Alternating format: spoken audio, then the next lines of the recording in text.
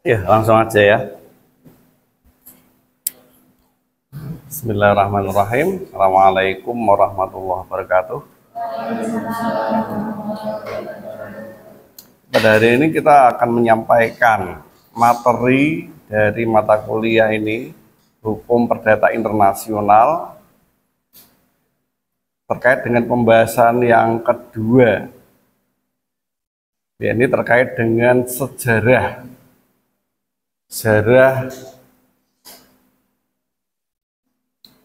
teori-teori, sejarah konsep-konsep bagaimana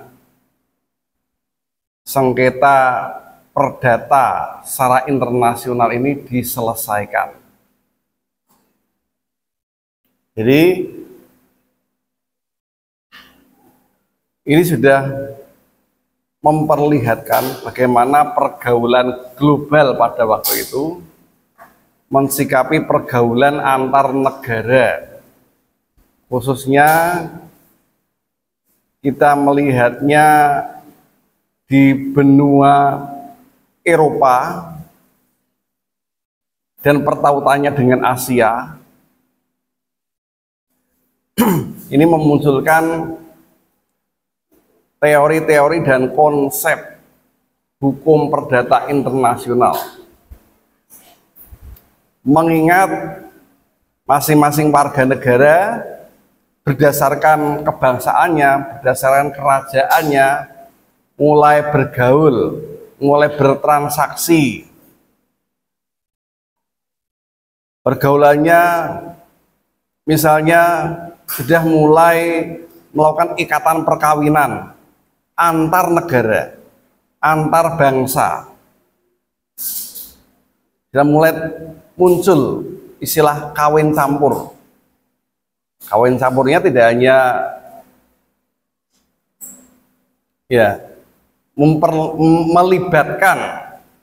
melibatkan antar warga negara yang berlainan. Nah, ini tentu menimbulkan efek hukum lanjutannya. Belum lagi kalau ketika berkeluarga atau seorang secara individu maupun berkeluarga ini sudah mulai mempunyai kepemilikan, punya rumah, punya tanah, harta benda. Bagaimana status kepemilikannya? Hukum mana yang akan mengadili ketika muncul sengketa?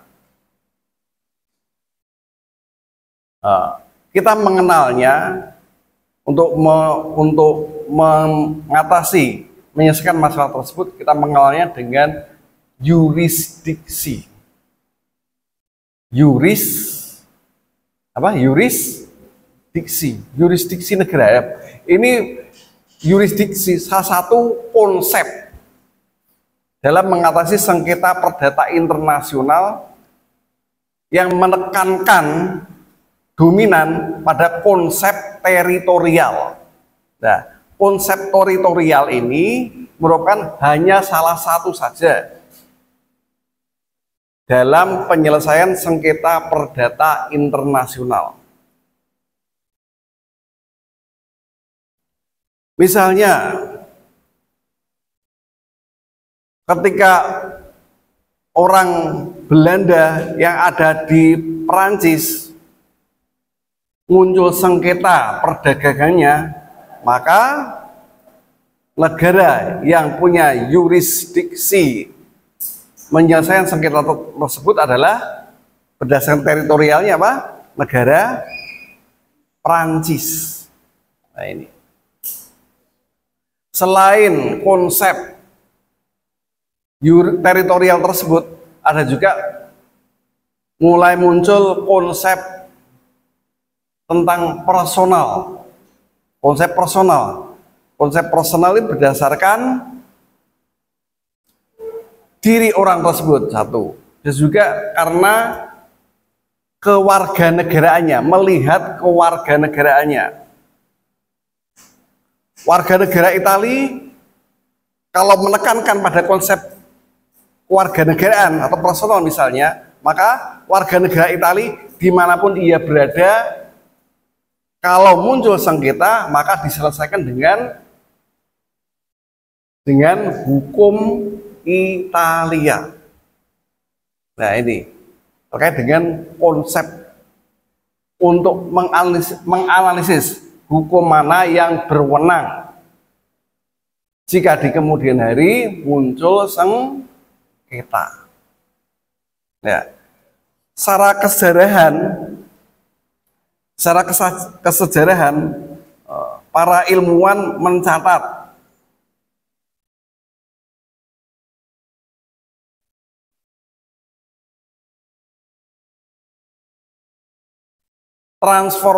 mencatat beberapa transformasi konsep maupun teori. Kurang jelas ya.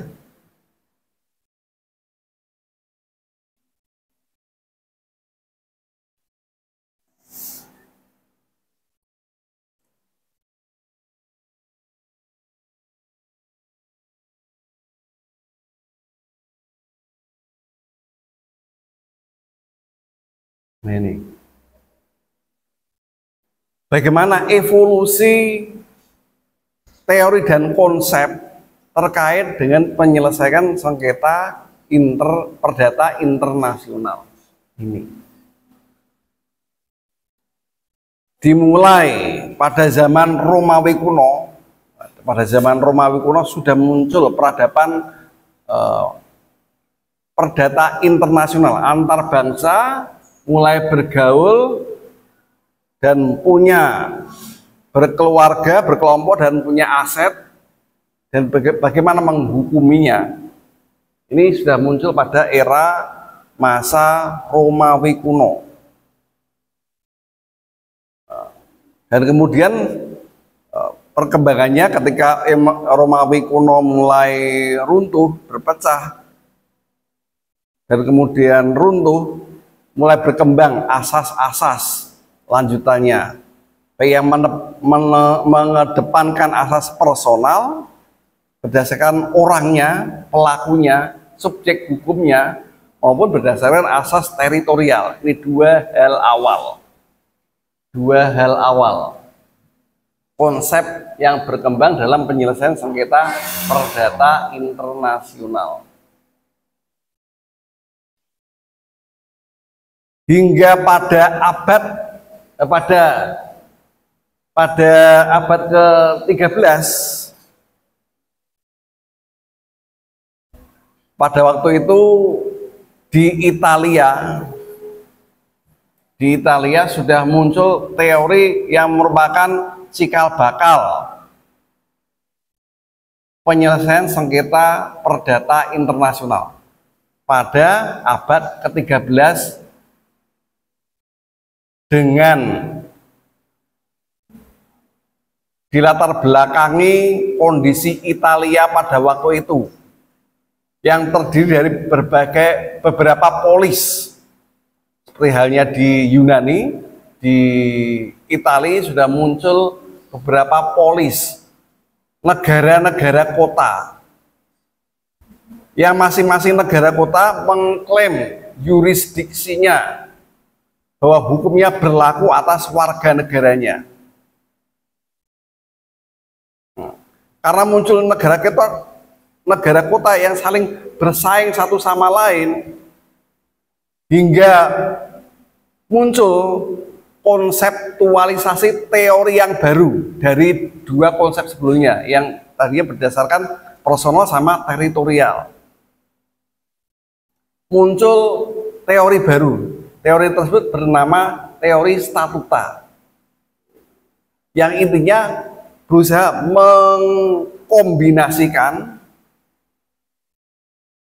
dan menegosiasikan antar dua konsep awalnya, baik konsep personal berdasarkan kewarganegaraannya maupun berdasarkan teritorialnya. Nah, secara akademik, secara metodologi sudah muncul bagaimana teorisasi secara akademik, secara keilmuan, secara saintifik pada abad ke-13 dengan latar belakang polis-polis di Italia. Ini. Kemudian berkembang baik pada zaman Prancis juga mengembangkan teori statutanya sendiri yang merupakan penggabungan di mana di masa Prancis ini lebih mengedepankan sisi konsep teritorialnya. Hingga evolusi terakhir ada pada zaman statuta di Belanda, di mana di statuta di Belanda ini mulai menemukan konseptualisasi kewenangan mengadili dalam bentuk pilihan hukum, legal choice. Ini pada masa Belanda. Nah, ini itu sekilas singkat bagaimana evolusi sejarah hukum perdata internasional. Ini coba kita teliti lebih dalam lagi bagaimana munculnya hukum perdata internasional dari masa ke masa. Kita mulai pada zaman Romawi kuno. Ya, pada zaman Romawi kuno. Di zaman Romawi kuno ini, ya, ini Romawi, kalau dulu berhadapan dengan Persia, hingga sejarah memberitakan kerajaan Persia runtuh dan diakuisisi oleh Romawi. Hingga akhirnya Romawi, karena saking luasnya Romawi, nah, maka ini kekuasaan Romawi ini dua warna tersebut. Hingga akhirnya Romawi dipecah menjadi dua supaya pemerintahannya berjalan efektif.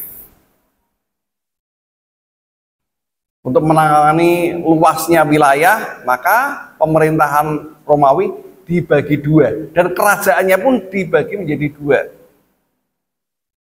Kita mengenalnya sebagai kerajaan Romawi Timur dan Romawi Barat. Kalau Romawi Barat berpusat di ibu kota negaranya mana? Di Roma, Italia. Nah, Roma di sini. Italia sini. Kelihatan ya? Kursornya nggak kelihatan ya? Italia yang hijau gitu. Nah, sedangkan Romawi Timur berpusat di Konstantinopel. Romawi Timur dikenal juga dengan istilah Bizantium. Berpusat di Konstantinopel. Hingga kemudian menyerah pada kekuasaan kekhalifahan Islam sehingga berubah menjadi, tahu sejarah? Konstantinopel berubah menjadi apa? Konstantinopel berubah menjadi Istanbul. Ini itu sejarahnya. Nah, kita lihat secara Romawi kuno ini sudah mengedepankan tiga asas tersebut. Meskipun penamaan asas-asas ini dikenal pada zaman statuta di Italia. Secara teoritis ya, secara teoritis baru dikenalkan. Meskipun praktiknya ada pada zaman Romawi kuno.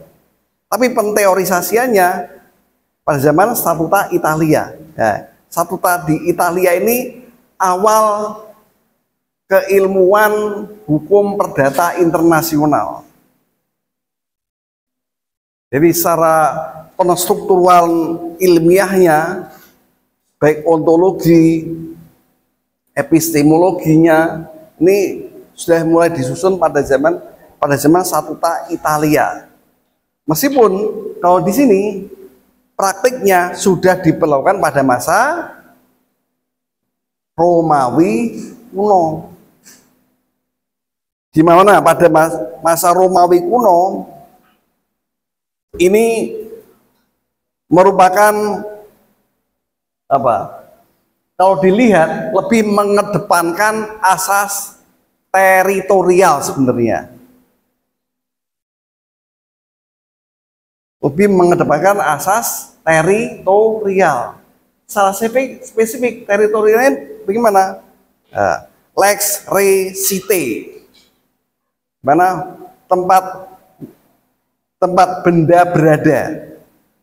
Misalnya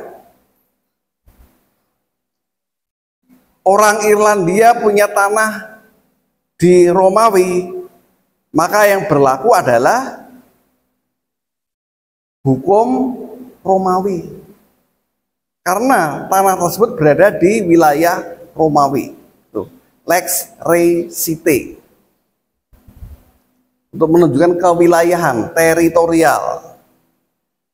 Terus lex domisili, di mana tempat subjek hukum tersebut tinggal, domisilinya ada di mana. Berdasarkan domisili, meskipun di sini sudah muncul pemikiran tentang asas personal, tapi ini lebih mengedepankan sisi teritorialnya. Hukum tempat ia berdomisili, tinggalnya di mana, maka hukum tersebut berlaku. Kemudian plus melihat lokus tempat perjanjian tersebut dibuat. Kalau dalam konteks sekarang, perjanjiannya dibuat di notaris mana? Apakah notaris Pekalongan, Jakarta, Semarang? Nah, tempat perjanjian tersebut dibuat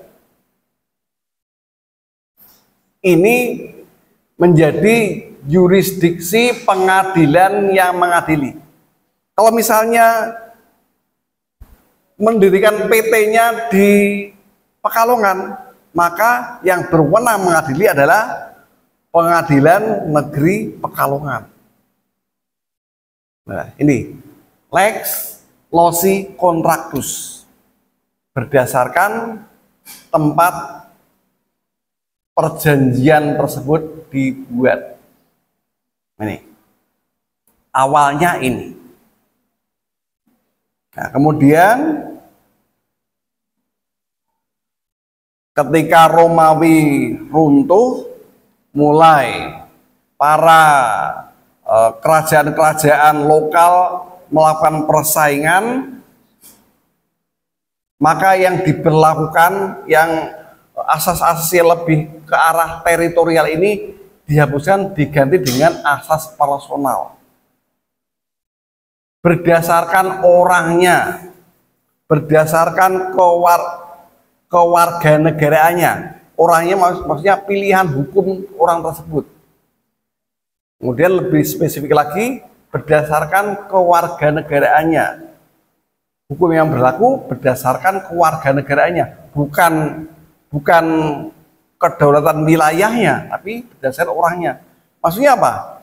Dimanapun orang Inggris berada, maka yang berlaku untuk menyelesaikan masalah terhadap orang Inggris tersebut adalah kerajaan Inggris sesuai dengan kewarganegaraannya. Nah, pada waktu itu kerajaan-kerajaan saling bersaing memperebutkan dominasinya atas wilayah-wilayah di Eropa. Akhirnya kalau bersengketa tinggal mengaku kewarganegaraannya apa. Nah, ini juga dengan pengakuan kewarganegaraan ini sudah menunjukkan bagaimana ia mau tunduk pada hukum kerajaan mana.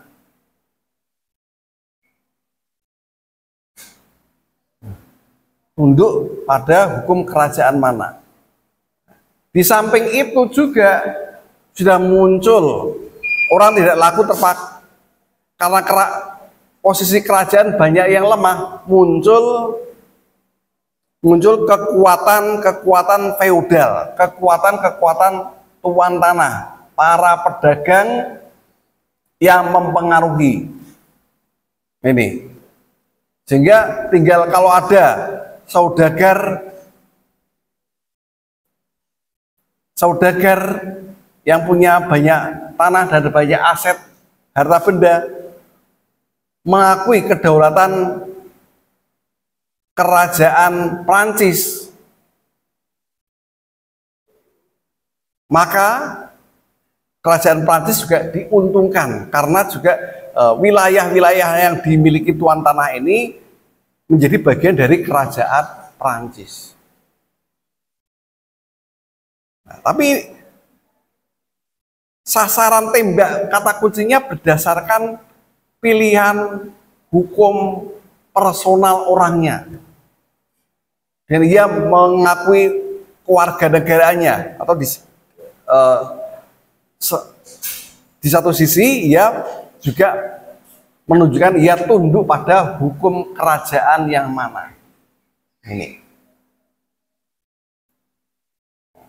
kerajaan bisa kuat ditopang oleh para kaum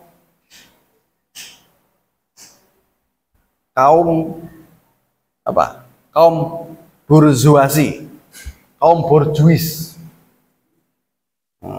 yang punya banyak aset modal. Ini kerajaan ditopang oleh itu, sehingga sisi asas personal ini semakin menguat, menggantikan asas pada zaman Romawi yang lebih kental unsur teritorialnya. Ini kerajaan pada masa tersebut setelah kejatuhan Romawi.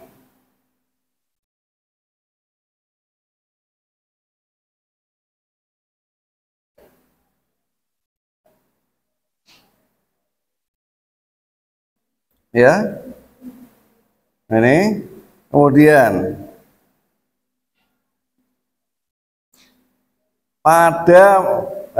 kemudian munculnya asas teritorial. Teritorial itu berdasarkan apa? Sisi kewilayahan. Kalau wilayah tersebut ini juga menunjukkan kedaulatan suatu negara atau kerajaan pada waktu itu. Kedaulatan kerajaan terletak juga pada sisi kewilayahannya. Masing-masing kerajaan, masing-masing negara menguatkan dominasi wilayahnya,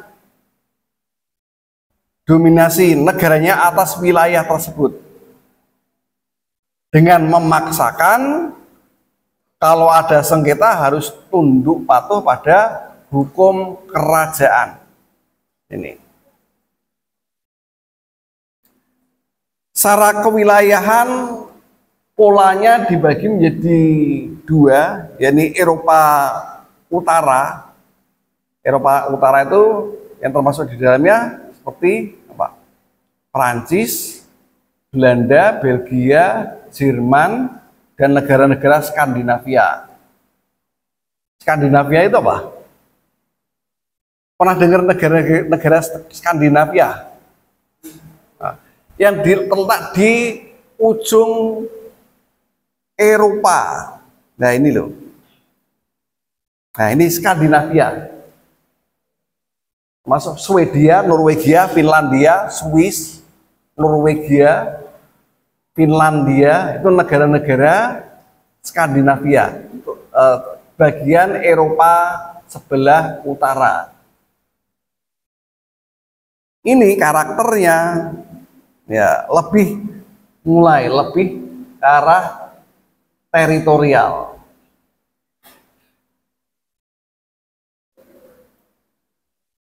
Ya, berdasarkan kewilayahan.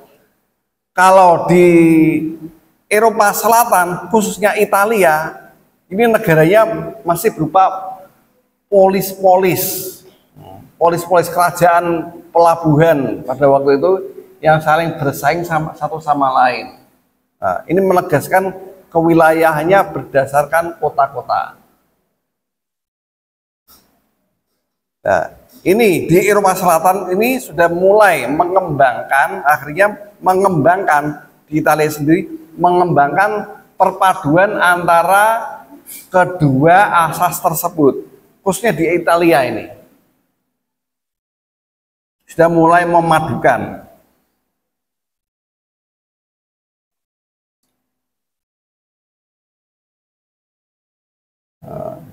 Hingga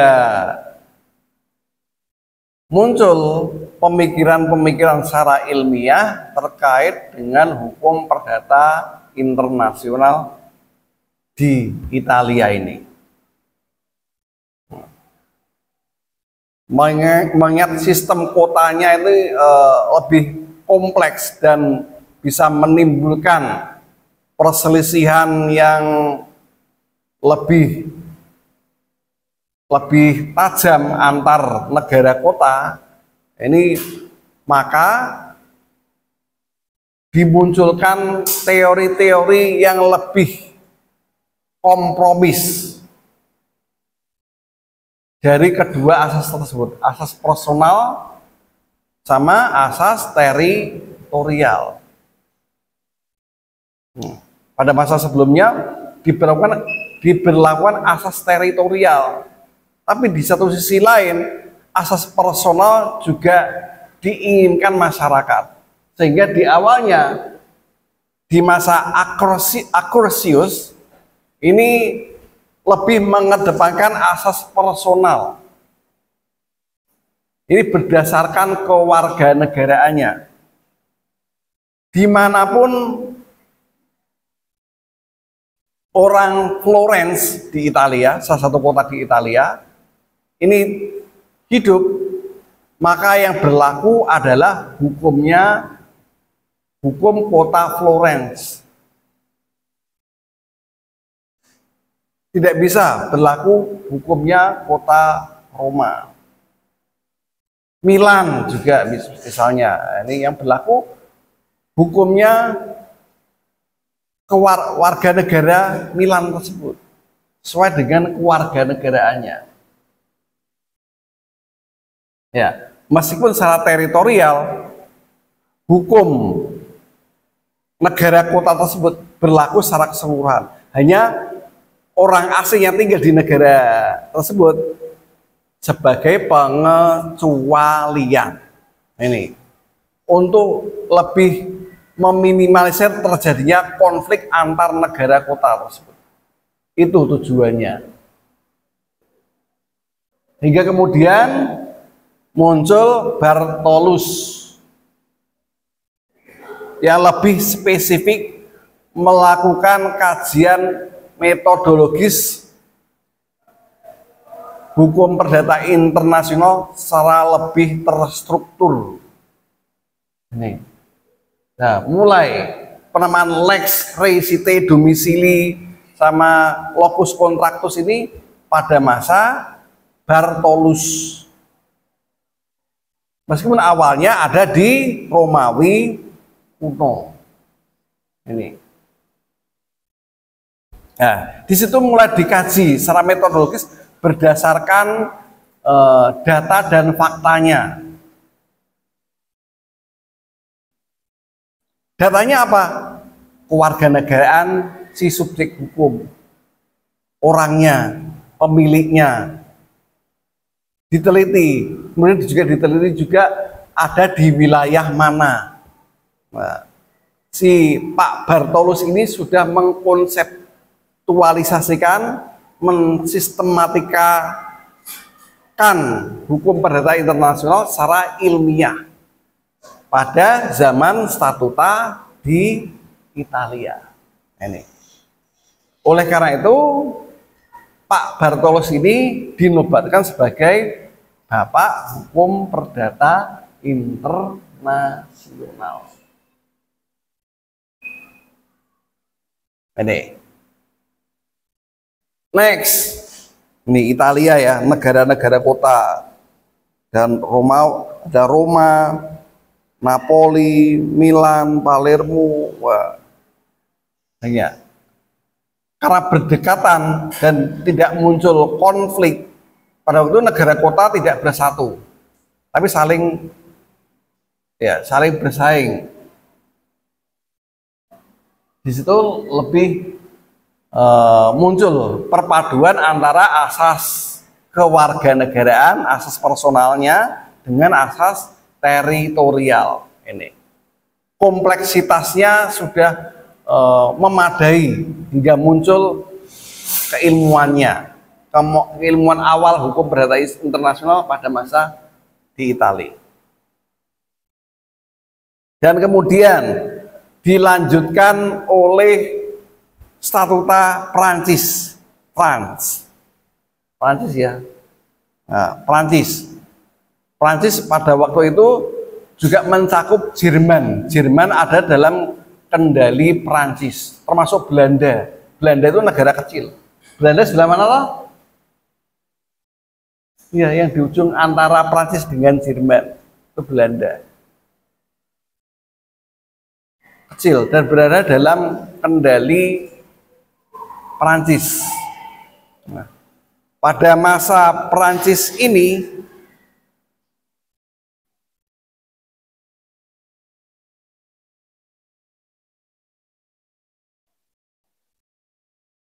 ya.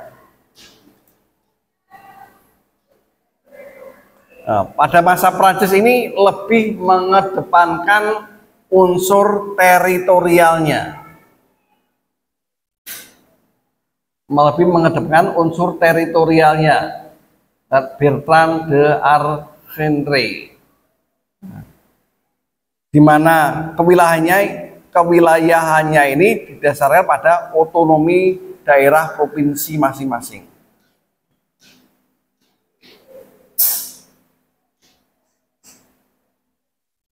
Ya, meskipun demikian, ini yang dominannya di sini.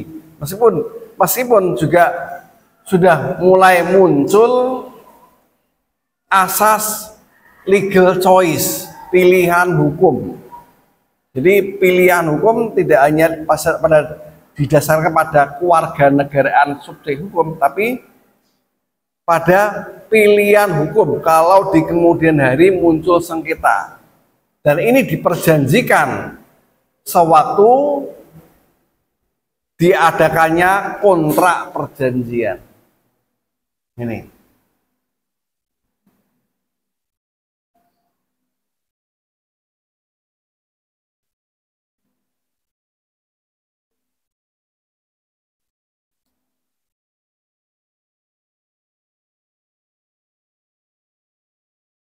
Next. Nah, evolusi terakhir teori statuta ini ada di Belanda. Ya, Prancis pernah berjaya menguasai Eropa. Dan Belanda, negara kecil tersebut, ternyata juga berjaya. Tapi berjayanya bukan di daratan Eropa, melainkan di belahan dunia. Banyak penjelajah-penjelajah Belanda berhasil menemukan tambang-tambang kekayaan lewat VOC-nya. Lewat perusahaan namanya VOC-nya. Dengan VOC ini, negara Belanda berjaya menemukan benua-benua yang dikuasai dan diambil harta kekayaan sumber dayanya.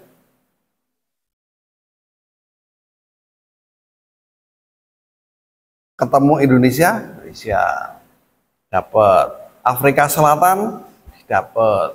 Nah ini. Dan secara kekayaan VOC, kekayaan Belanda di lingkup VOC saja ini sudah melampaui kekayaan negara-negara lain. Sehingga Belanda pada masa tersebut berjaya dan mengembangkan hukum perdata internasionalnya. Nah, di masa Belanda ini lebih mengedepankan juga unsur teritorialnya. Ini yang berlaku.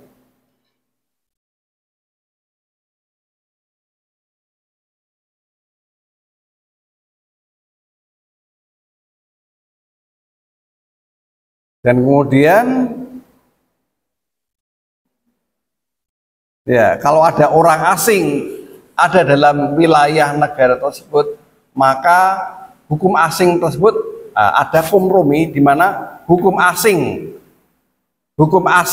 dari subjek hukum tersebut, orang asing tersebut juga dapat berlaku asal tidak bertentangan dengan hukum teritorial kedaulatan negara tersebut.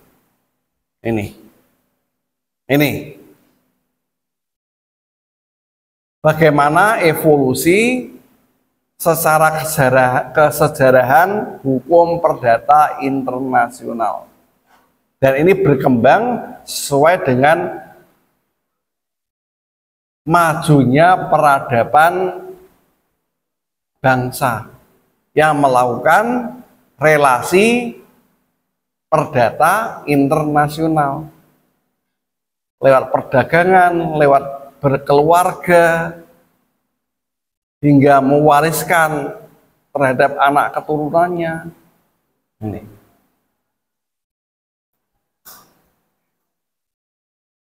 Ini ya, kelebihan dari teori statuta tersebut ini mengembangkan, ya, dimulai pada zaman Italia ya, terutama ini sudah mengembangkan dua jenis statuta, baik berdasarkan personal, menggabungkan dari dua hal ini secara personal sama berdasarkan apa, kewilayahan, realia.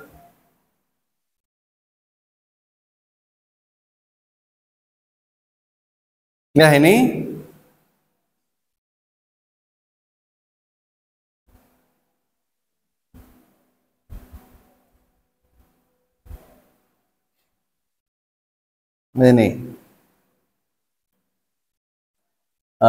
dengan peradaban ini, khususnya di Eropa daratan, ini sudah mulai menekankan pemberian kepastian hukum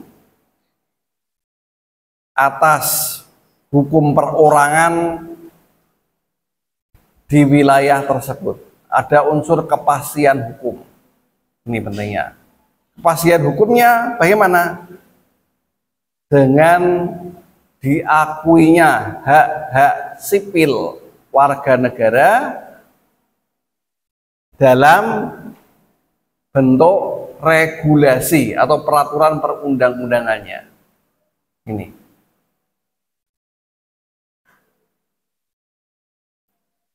Masing-masing negara sudah mulai membuat regulasi.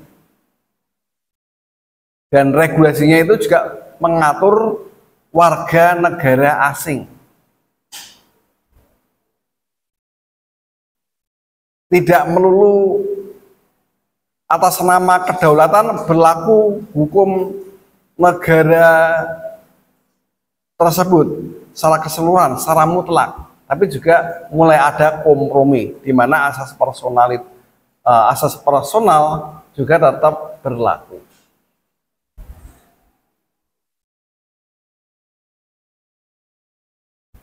Ya, ini beberapa fungsinya. Ya, dari apa yang saya sampaikan di sini, jikalau ada pertanyaan, dipersilahkan. Ya, ada pertanyaan?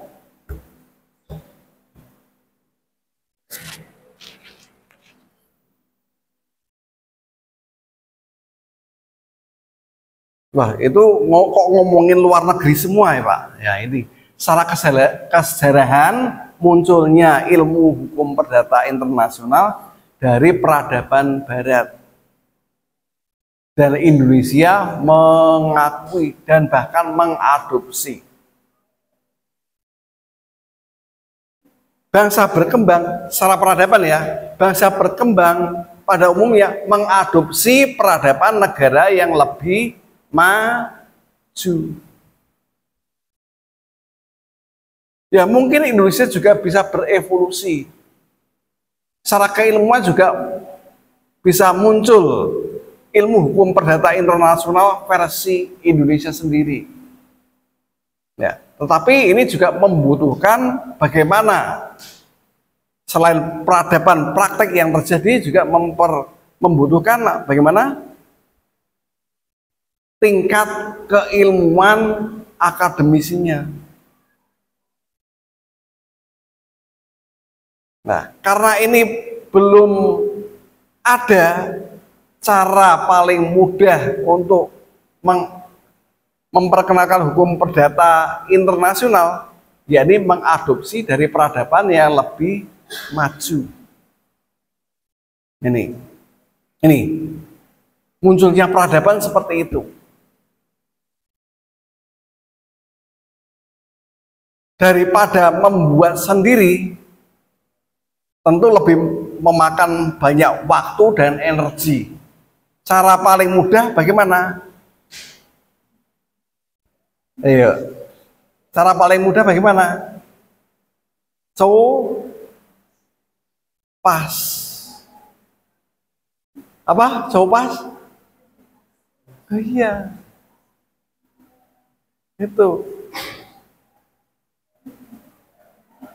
Indonesia mungkin bisa membuat teknologi baru yang paling maju di dunia, tapi it take to time and energy, membutuhkan waktu dan energi. Cara paling cepat bagaimana? Perlu adanya transfer teknologi. Dan ini saya dilakukan oleh Cina.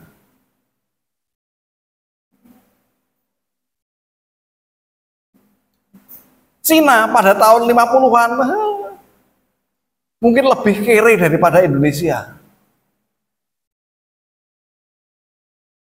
Tapi sekarang ya, pada tahun-tahun tersebut malah terjadi kelaparan di Cina. Ayo. Pada masa mau setung.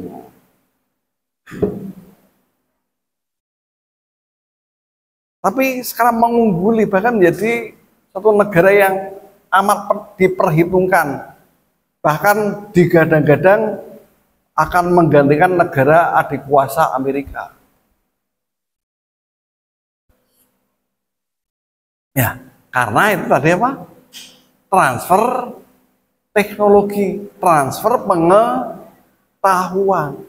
Daripada melalui peradaban yang memakan banyak waktu dan energi, cara paling cepat adalah transfer pengetahuan dan teknologi. Ini sebenarnya yang harusnya dikejar oleh orang Indonesia juga. Bagaimana cara mengejar ketertinggalan?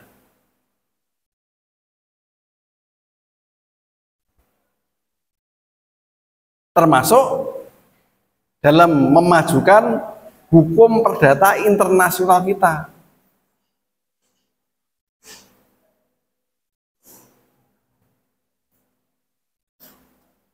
Tinggal copas, tapi tentu dengan beberapa modifikasi.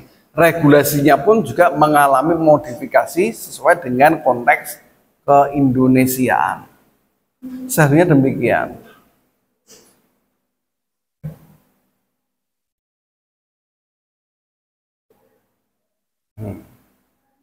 Dan itu bisa dicapai kalau Indonesia peradabannya lebih maju. Kalau belum maju,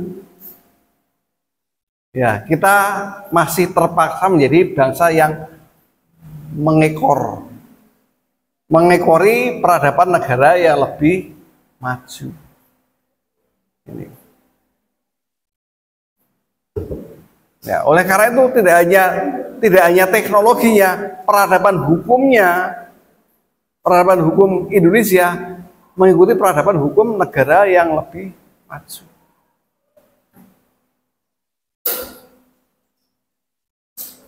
Ada pertanyaan?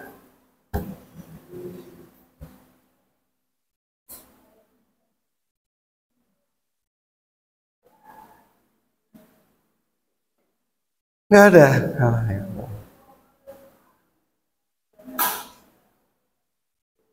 Ya sudah, saya cukupkan sekian. Semoga apa yang disampaikan ini bermanfaat. Besok kita mau mengkaji tentang titik temu hukum perdata internasional. Ini sudah mulai mengaplikasikan teori dan konsep asas tersebut ke dalam fakta-fakta kasus perdata internasional. Semoga pertemuan saja lebih memberikan kita pemahaman. Assalamualaikum. Saya tutup. Assalamualaikum warahmatullahi wabarakatuh.